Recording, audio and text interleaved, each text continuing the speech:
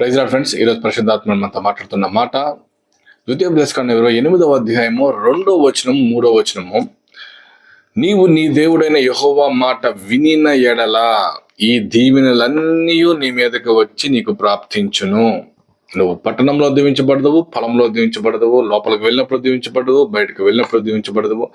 Friends, లేఖనం సెలవిస్తుంది, master కి యెహోవా మాట వినిన ఎడల ద్వితీయోపదేశకాండం 28వ అధ్యాయం 1 నుంచి 14లో ఉన్న ప్రతి ఆశీర్వాదం కూడా నీ జీవితంలో, నా జీవితంలో దేవుడు అనుగ్రహిస్తాను వాగ్దానం చేస్తున్నాడు. అయితే వినాలి అంట. దేవుని మాట మనం విని ఆ మాట ప్రకారం మన జీవితాలను కట్టుకోగలిగితే ఖచ్చితంగా మనము అన్ని విషయాలలో దీవించబడతాము అని లేఖనం సెలవిస్తుంది. నువ్వు పట్టణంలో దీవించబడతావంట, పొలంలో దీవించబడతావంట, బయటికి వెళ్ళేటప్పుడు దీవించబడతావంట, లోపలికి వచ్చేటప్పుడు దీవించబడతావంట, నీ కుటుంబం దీవించబడద్దంట.